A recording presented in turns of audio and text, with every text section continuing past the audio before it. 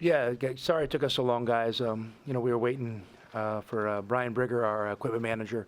He's from Cincinnati. I think he had a bunch of press stuff, so we're waiting to go after him. But no, hey, honestly, I'm just going to say this, and I probably get a little bit emotional. Brian Brigger, that's a great effing dude. And this guy, he's an Xavier guy, so he doesn't love the Cincinnati people. But what he's meant to our program, and he came before I was there, is so special.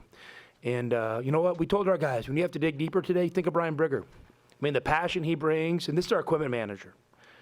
The passion he brings every day, the professionalism he brings to his job, the team player that he is, I mean, says something about our culture. And our guys, I think, he ain't the easiest guy to pick up.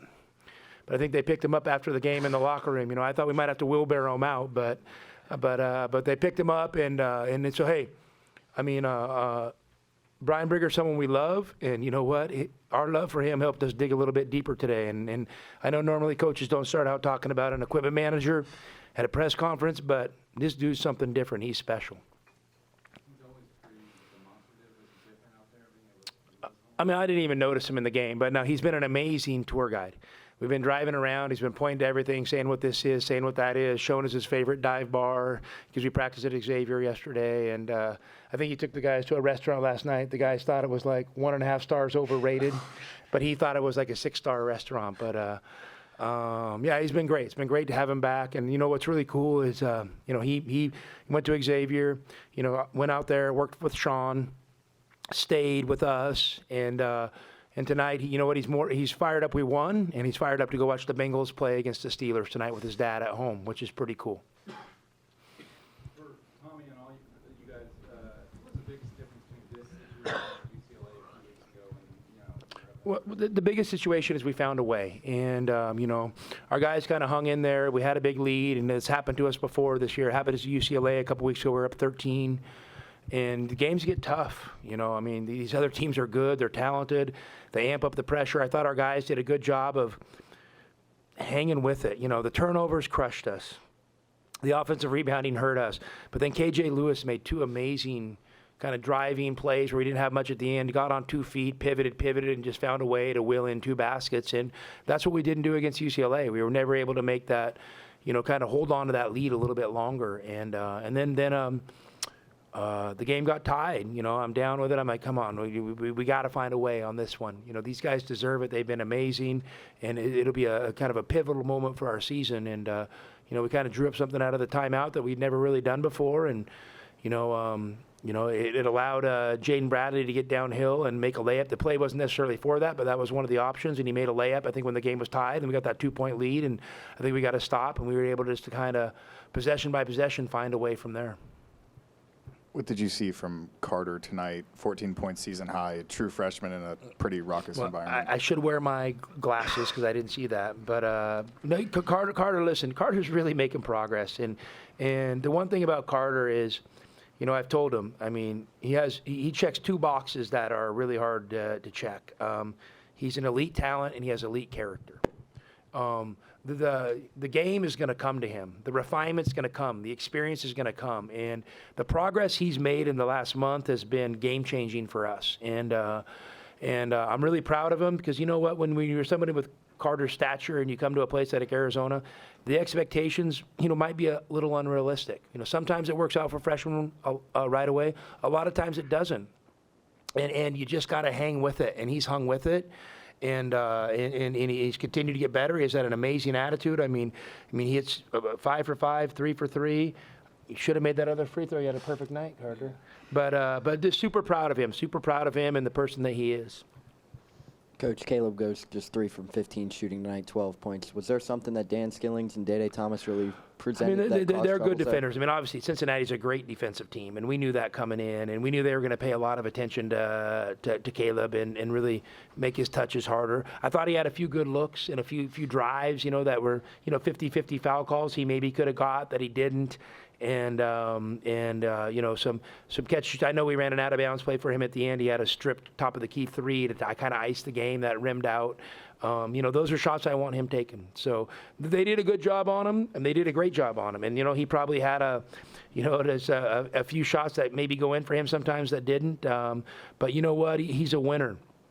And Caleb is someone I love, and I love being in the fight with him, and I love that, you know, sometimes maybe people aren't rooting for him, because you know what, we are, and we love the guy, and we're going to ride with him every day. Did you think you could pull away when it was 19 points there early in the second half? I mean, listen, I'm hoping. You know, you never know, right? Like, these games are tough, and you're hoping. It's obviously a great environment when you show up, you know, before tip-off and every seat's full. You know it's going to be something special. And I thought for 30 minutes we did an unbelievable job keeping that crowd really quiet. And then we maybe got a little fatigued, and, you know, their sense of urgency amped up a little bit, created some turnovers, and they got out in transition and kind of, you know, obviously got themselves back in the game. But, you know, that's something for us to continue to look at. You know, hey, it's tough to get a 19-point lead at a place like Cincinnati. So we got to put that in our back pocket and know we can do it. And then now the next thing is, how do you manage that? And I think we can grow there. Tommy, you talked about earlier this season that Arizona is a tradition-rich program that galvanizes the Tucson community. What can you say about guys like Trey Townsend and Anthony Delorso to come in from the mid-major to now a high major? How have they adapted to the culture and the expectations that Arizona's program has?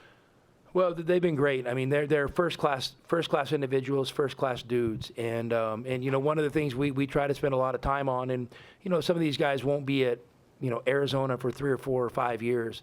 So we really do as good a job as we can educating them on the history and the legacy of Arizona basketball, the former players, the great teams, the tough moments. You know, we spend a lot of time talking about that stuff. There's a lot of conversation between former players and current players, and they've been awesome, and they're helping us so much. Everybody that got on the court today really contributed, which makes this a total team effort.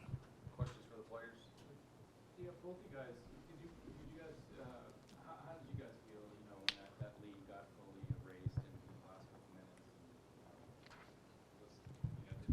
The crowd get loud at this time? I mean, we just knew we had to pull away with this one. Obviously, we had the UCLA game, so we had experience already from the season. So with this one, we just knew we had to win and, like, stay poised and make play-by-play. I think, like Henri and Coach Lloyd said, it was just one we had to get. We fought with it. We stuck with it. We trusted our game plan. I think we executed everything to not necessarily a T, but as well as you can ask for in an environment and playing against a great defensive team like this. So. And Carter, just your thoughts on, do you feel like the role you're in is kind of working for you as far as you came in today, and things are kind of defensive struggle, and you kind of sparked it early, it seemed like? I think just being ready when my number is called. I think me and everybody that played today did a great job of contributing in the way that we needed to. We know every night it's going to be somebody's night because we have such great players, and we work on it every day. I mean, I see all these guys in the gym every day, so I don't think it's necessarily that the position that I'm in or the spot. I think it's just a game-to-game thing.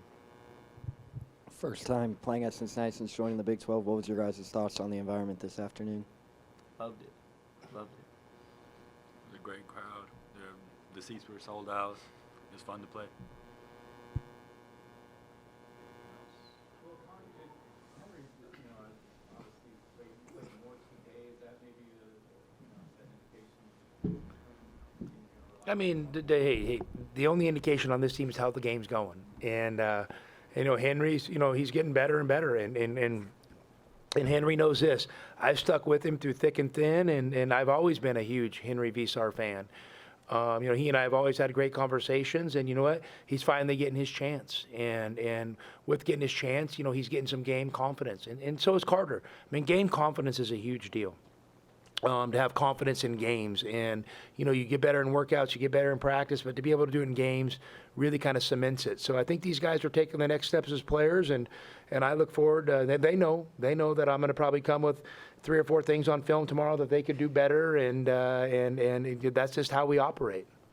What your thoughts on Tope had kind of maybe on the other side kind of a rough day out there with the Yeah, I mean, you know, he had a couple tough fouls, you know, the intentional foul or the flagrant foul, and he had another one where he chucked the guy in the lane, and then you know, Henri gets in there. I think Henri was plus 20. I mean, that matters, you know. I mean, I don't know the stats in the moment of the game, but you feel him as a coach, and when you that's got a guy that's plus 20 and helping you move the ball and handling the pressure, I mean, you kind of roll with that guy, and you know, other days it might be Tobe. And so, but Tobe's been getting better and better and better. I mean, his feel for the game, his understanding what we're trying to do is getting better every day as well. You found that you had, I think both Caleb and Jaden have played like 37, 38 in the last couple of games. Is that sustainable, do you feel like, the games being sort of spread out? Or? Well, I mean, the one thing I'm learning about the Big 12 that I guess we weren't doing right early, since kind of our inaugural year, is they have longer timeouts. These timeouts are like 3 minutes. Like honestly, it's like the NCAA tournament. So it matters. I mean, that matters. Your guys get rested. And you don't have back-to-back games. You don't have day in between games very often. So, I think you're comfortable playing, some of your guys more minutes. Yeah, I just wondered, Jaden overall having a good game, but yeah, he had that turnover, just a couple free throws or what. Yeah, I mean, listen, we could always go back in hindsight and look at it, and maybe there's something different I can do, and maybe it's something different I'll do next time. But you know what he did, Bruce, at the end? He didn't come out. He made the game-winning layup, and he made game-winning free throws. So he wasn't too tired. Anything else? Good to go. Thank you. Thanks, guys.